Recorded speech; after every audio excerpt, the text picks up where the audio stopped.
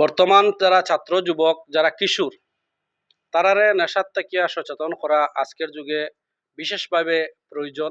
এটা সময়ের দাবি। বর্তমানে বরাক উপত্যকা ড্রাগসের একটা করিডোর হিসাবে পরিচিত। প্রত্যেক দিন ড্রাগস দরপাকড় হইতেছে। তার মানে অসংখ্য ড্রাগসই বাজারে বা গ্রামে গঞ্জে ছড়াইয়া পড়ছে।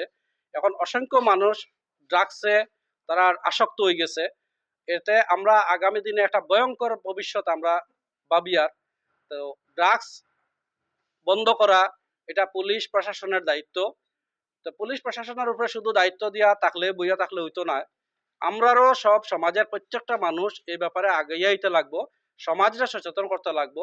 কিশোর কিশোরী যারা আছে তারা আজকে এইসব বিষয়ে কৌতূহল তারার আছে। এই সময়ে তারা ড্রাগসের নেশা জাতীয় বস্তু সেবনে অর্থনৈতিক কি ধরনের ক্ষতি হইতে পারে, কি ধরনের সামাজিক ক্ষতি হইতে পারে, শারীরিক ক্ষতি কি কি হইতে পারে এই সম্পর্কে তারা ধারণা থাকে না। তারা ভাবে এটার মধ্যে একটা বাহাদুরিত্ব আছে, এর লাগিয়া তারা কৌতূহল বসে এটা খাওয়া শুরু করে। এক সময় বড় হইলে যখন জানতে পারে যে এই ধরনের ড্রাগস তার লাগে ক্ষতিকারক, তখন সে আর ছাড়তে পারে না।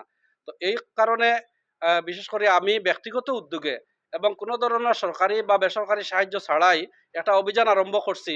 এটা 2011 সনে আরম্ভ করছিলাম এবং প্রত্যেকটা স্কুলে এলপি এমই এবং হাই স্কুলে যারা কিশোর কিশোরী আছে ছাত্রছাত্রী আছে তারারে নিয়ে প্রচুর অনুষ্ঠান করছি।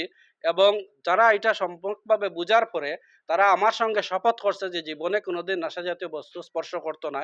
এরকম ইতিমধ্যে প্রায় 4500 ছাত্রছাত্রী কিশোর কিশোরী ইতিমধ্যে আমার সাথে শপথ করছে। জানি না আগামী দিনে তারা কতজন এই শপথে টিকিয়ে থাকবো। এর মধ্যে থেকে যদি একজন মানুষও টিকিয়ে থাকতে পারে, এ যদি ড্রাগস থেকে দূরে থাকতে পারে, তাহলে মনে করবো আমার এই ভূমিকা এই অভিযানটা সফল।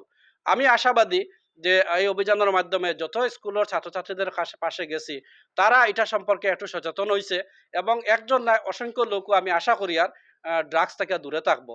পাশাপাশি আরো দুইটা দায়িত্ব আমরা পরিপূর্ণভাবে এটা রাখছি যে যারা অভিভাবক আছে তারারে এবং ঘরের যারা ছোট ছেলে মেয়ে আছে তারারও যাতে সচেতন করে এইসব কিশোর কিশোরীরা এখানেও যাতে ভূমিকা পালন করে এটাও আমরা রাখছি। পাশাপাশি যে স্কুলে অনুষ্ঠান করিয়ার সেই স্কুলের শিক্ষকরা নিয়মিত এটা আলোচনা করেন। এটা সর্বাবস্থা সব শিক্ষকরা শিক্ষক মানে তারা এটা করব। তবু একটা ব্রেক থ্রু একটা অনুষ্ঠান উপলক্ষে আবার একটা সচেতনতা আমরার মধ্যে জাগিয়ে শিক্ষক সমাজের কাছে।